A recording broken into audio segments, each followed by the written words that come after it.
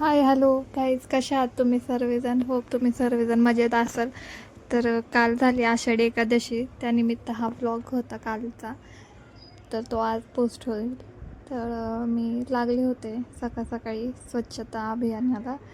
तर मी म्हटलं होतं की आरसे खूप घाण झालेत, मला खूप दिवसापासून पुसायचं होतं. तर म्हटलं आज सगळं स्वच्छ करूनच घ्यावं, म्हणजे घर कसं प्रसन्न वाटेल. त्याच्यामुळं मी घेत होते आरसे पुसून कपाटाच्या दोन्ही पण.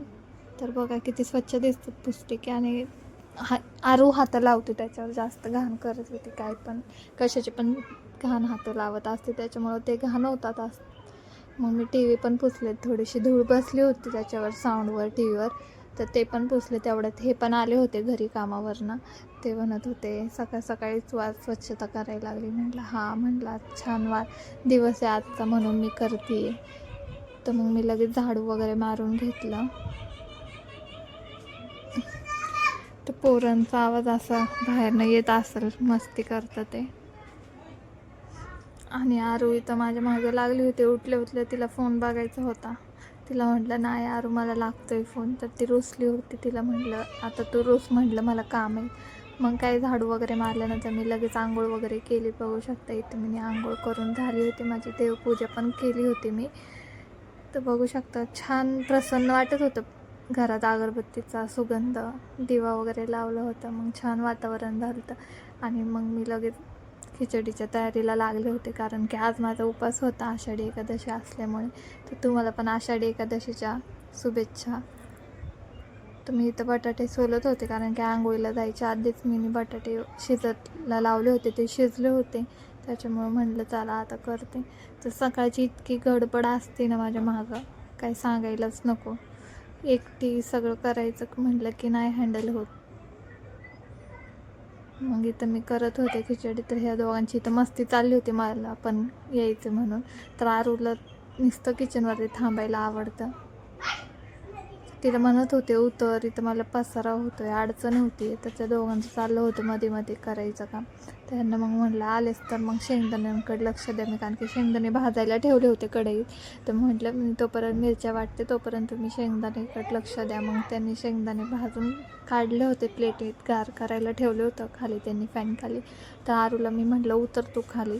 तर मी इतके दमले होते, तर मग म्हटलं पाणी तरी पिते नाही का, म्हणून मी पाणी घेतलं, एक ग्लासभर पाणी पिलं, जरा बरं वाटलं. मग मी लगेच खिचडी टाकली करायला.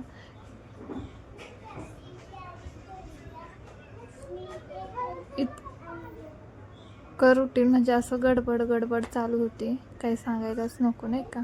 असं कोणता सणाचा दिवस असले की गडबड असते सर्वांच्या मागं. तर माझ्या पण मागं होते, त्याच्यामुळे माझी खूप गडबड चालू. आरूचं माझ्या मागेच असतं, काही ना काही वैताग देते ती. राहू घरात असली की नको वाटतं मला.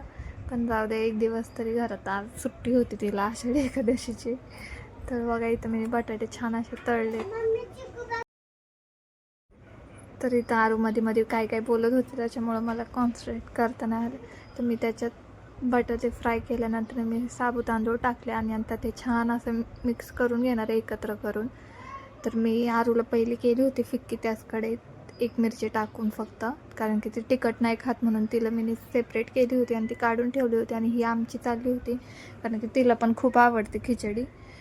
तर बघू शकता आता इथं मी छान झाली, तिला थोडा वेळ 5-10 मिनटासाठी ठेवणार आहे शिजायसाठी, मऊ होण्यासाठी. तर आता बघूया आपण, शिजून झाली असेल.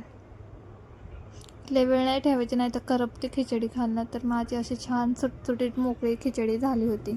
तर मग आम्ही लगेच म्हटलं आता लय वेळ झाला, आपण नाश्ता करूया, कारण की त्यांना पण भूक लागली होती आणि मला पण खूप लागली होती, कारण की कामच इतकं केलं तर सकाळ सकाळी उठल्यापासनं.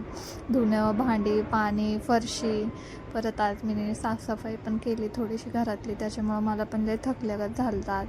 मग मी लगेच मला घेतलं, कारण की ह्यांना तर दिलं होतं मी नाश्त्याला आधी. मी थोड्या वेळाने म्हणजे थोडीशी गार झाल्यावर, पण गरमच होती तरी पण घेतली मी गरम गरम खिचडी मला पण. तर तुम्ही पण मस्त मस्त नाश्ता करा आज. तर मग नाश्ता वगैरे करून झाल्यानंतर ना आम्ही लगेच, मग मी म्हटलं आता भांडी ती ठेवण्यापेक्षा आता काही काम नाही आपल्याला, कारण की स्वयंपाक पण नाही करायचा उपास असल्यामुळं. खिचडीच खाणार दुपारी पण, कारण की खिचडी मी थोडी जास्तच केली होती, कारण की आवडती सर्वांना म्हणून. तर मी तेच खाणार होते, जर मला भूक लागली तेव्हा. तर मी परत त्याच्यामुळं मग मी म्हटलं आता भांडी पण घासते, म्हणजे काही काम राहणारच नाही. मग मी लगेच भांडी पण घेतले होते घासायला. आणि आरू माझ्या कालपासून मागं लागली होती, कारण की मी मेहंदी काढली होती असंच टाईमपास कोण होता म्हणून. तर तिने बघितलं, ते आल्यापासून ती माझ्या मागं लागली होती. तर तिला मी म्हटलं होतं की मी तुला रात्री काढते, तर रात्री मग नाही काढली. मग ती सकाळी उठल्यापासूनच म्हणत होती मला काढ मला काढ. मी म्हटलं थांबा आता बघ नाश्ता झाला, आता भांडी घासते, भांडी घासली की मग तुला काढते. ती म्हणली ठीक आहे. मग ती तिथं बसून ओरडतच होती काढ. मग तिने कोण घेऊन तिकडचं चाललं होतं तिकडं खेळायचं कोणसोबत. तर मग मी पटापटा भांडी सर्व स्वच्छ घासून घेतली, किचन वगैरे आवरलं. तर मी गाणे ऐकत ऐकत काम करत होते. छान वाटतं गाणे ऐकत ऐकत कामं करायला. तर ते ह्याच्यात नाही टाकते मी गाण्यांचा आवाज, कारण की कॉपीराईट लागतो त्याच्यामुळं. तर तुमचा कसा गेला कालचा दिवस ते तुम्ही मला नक्की शेअर करा. माझं तर असं रुटीन होतं. तर बघू शकता इथं माझी भांडी वगैरे झालेत घासून. तर मी किचन वाटा पण धुवून घेतला, स्वच्छ करून घेतला. कारण की स्वच्छ आता पावसाळ्यात जेवढं स्वच्छ असेल तितकं चांगलं आहे, की माशा वगैरे फिरत असतात, मच्छर येतात. त्याच्यामुळं स्वच्छता करा तुम्ही पण. पाणी वगैरे कुठं असेल तर ते लगेच पुसून घेत जा, कारण की वल्ल्याने अजून मच्छर येतात. त्याच्यामुळं मी लई क्लीन करते. मला बघू शकता इथं मी आज पूर्ण किचन स्वच्छ करून झालं आणि सगळं मी झाकून पण ठेवलं होतं, कारण की माशा वगैरे बसावं नाही म्हणून. मग लगेच आरू म्हटली चल मम्मी चल मम्मी. म्हटलं बरं चल बाई आता झालेत सगळी कामं, तर तुला मेहंदी काढते. मग मी तिला मेहंदी काढत होते. तर ती इथं माझ्यासोबत केसांसोबत कानातल्यांसोबत खेळत होती. आजच्यासाठी एवढंच. भेटी